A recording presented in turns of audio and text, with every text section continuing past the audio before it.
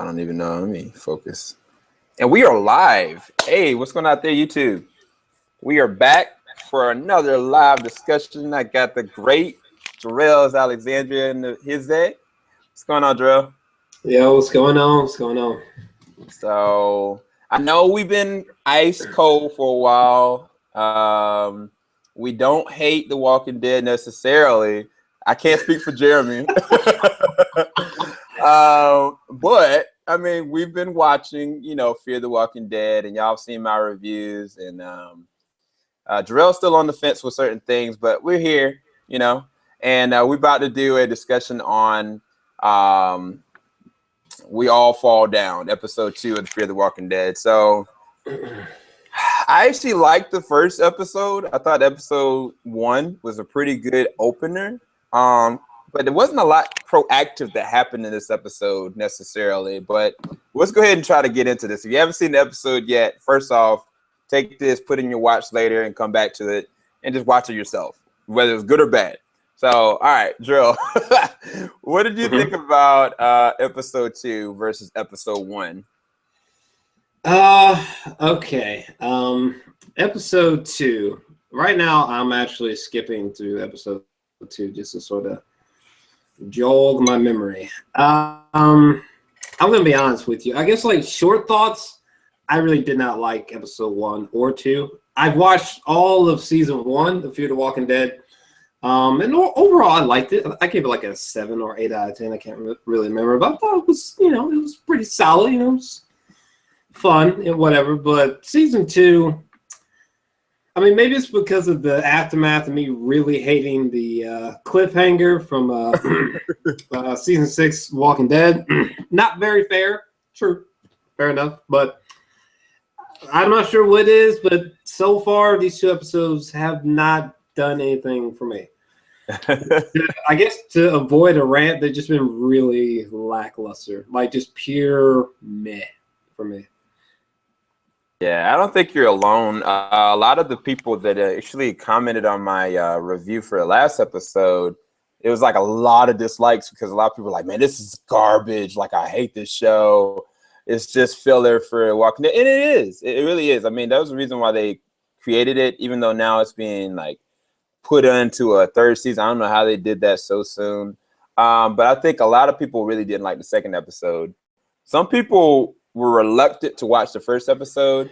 I guess I was one of the few that thought that was okay, but this episode is what we're talking about. So unfortunately, we might be kind of bashing this episode a little bit, but we'll talk about the good and positive points as best we can. So thanks everybody for tuning in regardless. So this episode comes off of, what is her name? I always forget her name. Is it Alicia? What's the daughter's name? Let me pull the cast because I did not care to remember the character names. I apologize, people. No, that's fine. Let me head up Google.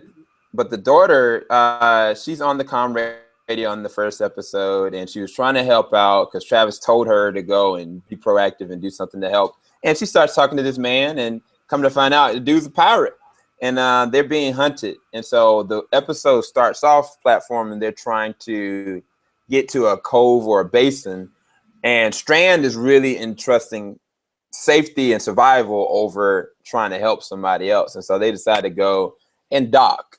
That was probably one of the first problems that I had about this episode. They see a light in the clearing, and like they proceed to go and dock their boat when people are following them. It's obvious on the radar that people are trying to follow them, and I was like, y'all, this isn't a good idea. You don't know if this is the pirates' base. Like, why would you put your life in jeopardy like that? And I feel like the only one that actually had some sense about the whole thing was Strand.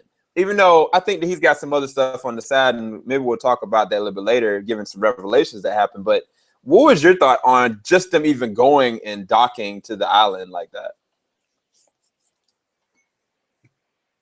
I think it was I thought it was okay. Oh my god. I mean, not to be Debbie Downer, but like for me, like I really don't like generalizing things. But in all honesty, this whole episode is them on a ship. They're allegedly being chased, So they're like, fuck, we need to like throw these people off our scent or whatever.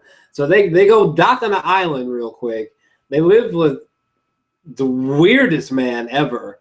Murder ensues with his family, and they leave the island. In credits. Oh, and apparently Strand is a shady dude. Didn't see that coming. So yeah, exactly. I mean, is it interesting that they docked on an island? Sure, kind of, but nothing really happened though. Nothing substantial. I mean, like the end of the episode, it finally starts getting interesting. Yeah. Outside of showing the weirdness of this family, well, namely the I guess just the father. But the end of the episode, it gets interesting, but it's the end of the episode. Like everything that happened prior to that was just like, Yeah. And again, not trying to sound like Mr. Negative, but I mean, really, was there truly anything great about this episode? Yeah, and that's the thing. Like I told Joe, I was like, the rating I'm giving this is literally just for that one moment where this kid has taken a cyanide pill and didn't know it and dies right there and then wakes up. Now that's the thing. This is the quickest turn I've ever seen. Now I don't know how long she was dead there. I don't know, but daggone, she bit into her mom. And after that, I was like, gosh, dog, it just got it got quick. Things hit quick. Well, first off, like, didn't what's his name? What is his name? Good Lord, forgetting character names. Nick. Didn't Nick leave? Didn't he put the globe back where it was originally with the pills? I mean, yeah. So the daughter saw Nick have them first, and he put it back right where it was, and then they walked off and left. She went back in to pick up the pills. Now, what shouldn't have been so vague is the little boy has said that their dad has said that they're going to take some medication that's going to make them strong against the zombies or whatever. And he was, I guess, implanting ideas into them that they need to prepare because they're basically about to die without really telling them. And the mom, she's already kind of semi-dying. The older son is all effed up. But then the younger son, he's got like bullet holes in all his little army. Mm-hmm. And so, do you mind if I show a picture really quick? That's up. Yeah. That's fine. Okay. I just want to illustrate something that I am baffled by. All right. So this is from the episode. I don't want to play it or anything. But this is him putting the globe back where he got it from. So you mean to tell me that this child was just like, oh, there's that globe that he was messing with. Oh, let me climb up here and get it. Oh, you know what? Let me take one of these pills, see what it does. And then she just took one of them. Like, what? That was the plot point that we got. That's what we got. And see, that's the thing. I was wondering about that because in the first part of the episode, it shows kind of like a Jurassic Park 2 more so, where they were just out there playing with the zombies, and they had like a little tea party out there for the zombies. And I'm like, okay, these kids are gonna die. Like something bad is gonna happen. And it might have been is that they worked together to get the globe. Like he helped her get up there to get them, and they were sitting there getting them together because they obviously were playing together with them. Okay, but I mean that could have been easily shown versus. I don't know. I mean, okay, so maybe like the two of them held one another, get the globe with pills. Why she was wanting it is beyond me. But like, I mean, did she? I don't know. It just kind of seems like a leap. Yeah. Did she think she was like going to get some Skittles? Like. Yeah, and that's the thing. Like, I mean, the only reason why I knew like that something was going on with the pills is when the kid was talking about there was something that they needed to take. Like there was some medication they needed to take, and so that was the only reason. I mean, otherwise, if I had just looked at the episode the first time, I would have not even picked up. I was like, where are these pills are going to take into place? And then the other thing with mom, me and Joe were like, So you're wanting to give your kids to this random group of people. Yeah. And like, I mean, some people commented like, oh, you know, it's justified and trying to protect the kids. But the thing is, it has to be consent from the dad or else somebody's going to get shot. Like, you taking my kids and giving them to somebody else, like, that's not going to fly. Yeah, and when but like they're trying to like make Strand look bad in the episode. I'm like, I was behind Strand 1%. I'm like, yo, you better get this kid off this boat. All right, this kid don't belong here. What you talking about? For all we know, they could be setting up a sniper rifle right now to take us out for trying to take their kid. Like, come on. I don't know. Like, this kind of goes back to the issue in episode 1 where they left all those people in that raft or whatever the hell it was. It's like, I mean, I hate to say it, but I mean, I would have left them too. I mean, it comes down to survival. I mean, there was like 10 plus people on there. They don't even have enough resources to know how long they're gonna make it. So exactly. Stop and take a party. I mean, I understand that like it's just a kid, food can only eat and drink so much, blah blah blah. But at the same time, I would have saw something like what happened with the son barging in there with the rifle to get the boy back. I would have saw that coming from a mile away. Like, no, I'll take this kid back. What are you talking about? Tripping. But I mean, like I said, without the third part of this act, the rest of it would really just been kind of back filler. It's like information that they're gonna get along the way anyway, just from observational purposes. So it's like, yeah, they meet this guy and he lets them know about the napalm, lets them know about the progression of, you know, how human life is now. I mean, definitely some good key things that Travis needs to ingrain in his head. But Travis and Chris are kind of getting on my nerves. So I was curious to see what characters are getting on your nerves and what characters are kind of like okay with you. Because Strand now at this point is kind of one of us, even though this man's about to die and they about to just take his boat. Real talk. I honestly, the only two people I fuck with at the current time is not Travis. Daniel's been an OG since the very beginning. Strand, I like him. I don't like how they're playing him so cryptic. You know what I'm saying? That's that's a little bit annoying. I mean, for God's sakes, I mean, does he have the president on speed dial? Like, I just don't understand why they're being so overly cryptic. Like, I feel like next episode he's about to grow some adamantium claws or something. Like, I think they can ease up with the secrecy with this guy. It can't be that big. Just saying. But I do like Strand a little bit though, because he kind of just seems like a realist, which is what I would be if I was in the show. Everyone else, Nick is kind of still in the cool zone because Nick, he just hasn't pissed me off. Yeah. So I guess there's that. Maybe his clothes have pissed me off. They need to do something. Yeah, because he got that Johnny Depp thing going on every episode. But at the current time, everyone else, I'm not gonna lie, they're really pissing me off. I think Alicia was on some dumb shit with her and her radio love affair she was having in the first episode. Madison is really pissing me off. Like, her logic just, and Travis is just being a punk, man. Like, how you gonna let your boy just punch you in the face and be like, "You killed her," and just like silently walk off? I would, man. Oh my god. But long story short, Nick, Daniel, and Strand.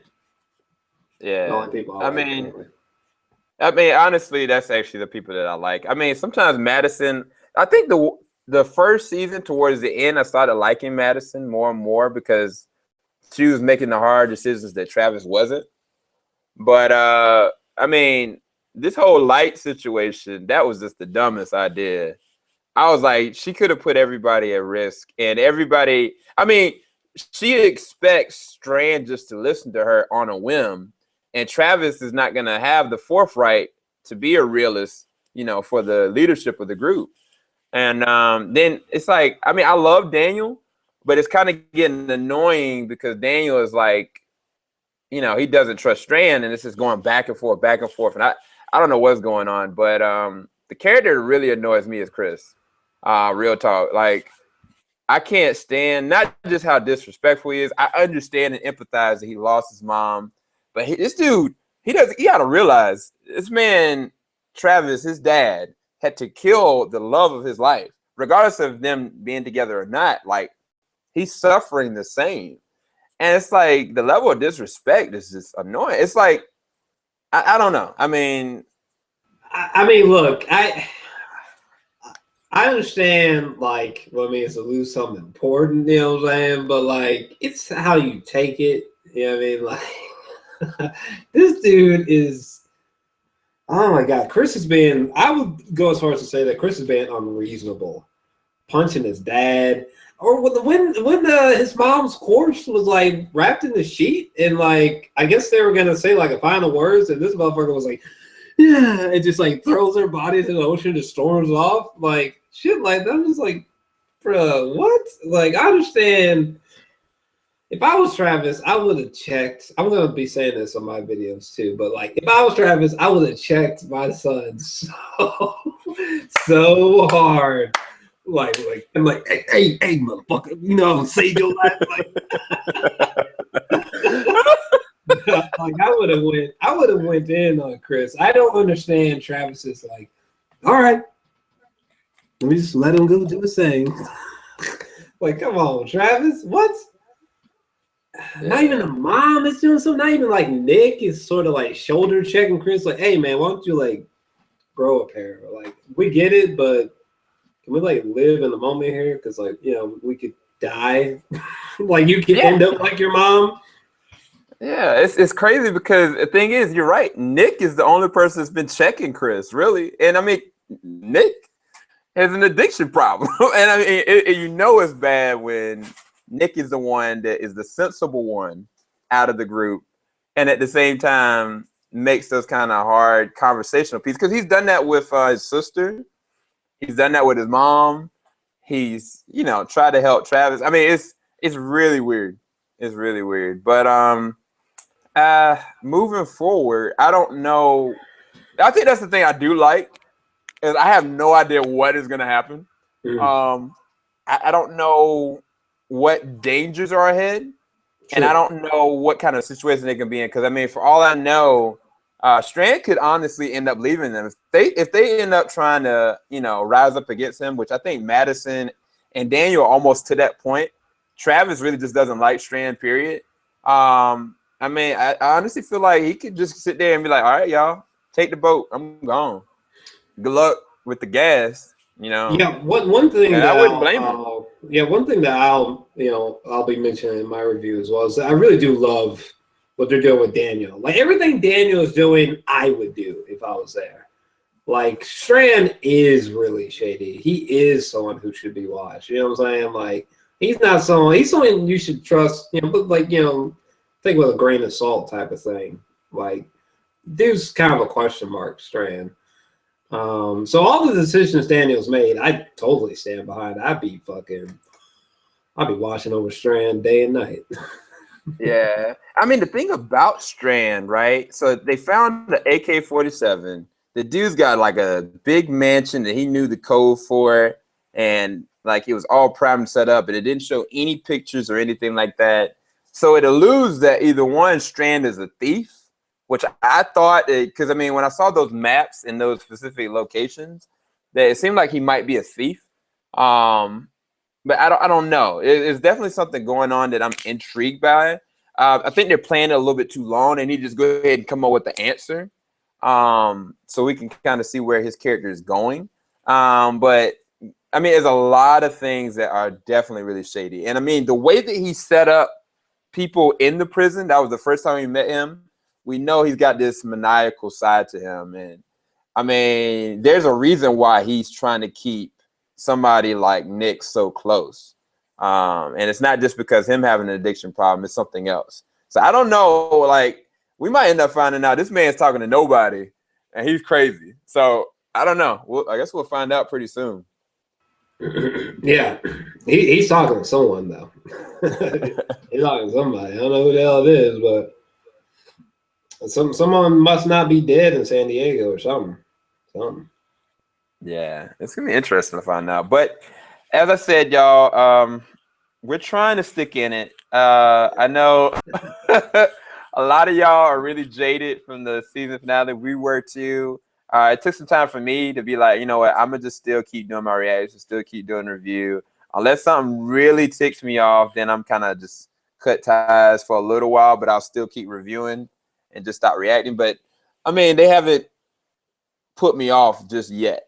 So I'm on the fence, but I don't know. What are your thoughts looking forward to the rest of this season, man? Thoughts looking forward. I hope it keeps me awake. I don't know. I mean, episode 1 and 2. If I had to score them, oh boy, I feel like I would have to give them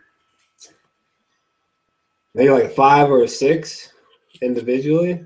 I'm not particularly sure which one. I'm just hoping that it just improves. I doubt it will, but I don't know. I hope it gets better. It's difficult to sort of wonder what I would hope. Like, if I was making the story, I think it would be cool if they like found like a giant like cruise ship that was like abandoned, and they had some situations with that. That's what I would have done if I was telling the story, boys and girls. But I'm not, sadly. But that'd be cool. If you ever seen the movie Ghost Ship, like a Walking Dead version of that situation would be really, really dope to see. Unfortunately, that would need a big budget. I mean, it looks like they might have had a lot of trouble just dealing with the ship that they're on now. So yeah, there goes that idea more likely. But just different locations and something non-repetitive somehow. You know, apparently they're going to be on the water the whole season. It's the only thing I'm looking forward to. And hopefully I care for the characters, because I really kind of don't, honestly. Yeah. I mean, I can definitely say that if they were in like you said, like a deserted ship, and they were looking for a ship or like place with fuel or something like that, and they were kind of in a cornered situation, they've not been really truly cornered yet. And there's not been this impending danger that any of them could die at any moment. I'm hoping that happens before the end of the season. Like, this is something in the next few episodes that they're in a dire straits kind of situation, and not just from people or powers.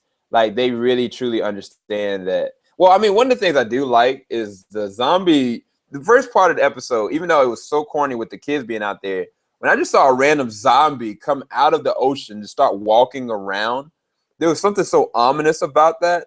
Because I've never seen zombies on the beach, really, you know? And so to have zombies in the water and to see how people have to interact in that kind of realm, I'm looking to see where they're going to go with it. But I think that there's going to be a point where they're going to have to intercept that plane that they did that little miniseries with. And at the same time, I think that they're going to be in some danger. I hope. But like you said, I mean, I'm hoping that the characters become more well-rounded. Chris gets checked by Travis, hopefully. Yeah, or dies. In general, like, they become more focused. Well, you know what? I I don't think he's gonna die, but if he did, I don't know that I would care right now. Yeah, if he caught a bullet, you know, next episode, I'd be like, I'd feel for Travis, but then I'd be like, it's kind of, you know, Travis, this might be your fault, bro. But anyway, well, it's about 10 of y'all in the chat. Appreciate y'all for coming out. Hopefully we'll be back maybe next Monday or Sunday. We've been trying to play it by ear, y'all. Just give us time, man. If it starts catching stride, we'll be here a lot quicker. yeah. I'm about to put out my thoughts on episode 1 and 2 probably right now before I keep forgetting. And so yeah, there's that as well. All right, y'all. So definitely go to the description bar below. Check out his channel. He's gonna be posting those up probably tonight. I'm gonna be posting up my my spoiler review for Gotham, and then a couple other things. I think I'm probably putting my spoiler review for Jungle Book as well, which that was freaking awesome. I love that film. If y'all haven't seen the Jungle Book, go and check that out. I know that's totally off topic. It's so good. But yes. But thanks everybody for watching. We are about to go out there. See y'all next Monday or Sunday. Later, everybody. Peace, y'all. Hey.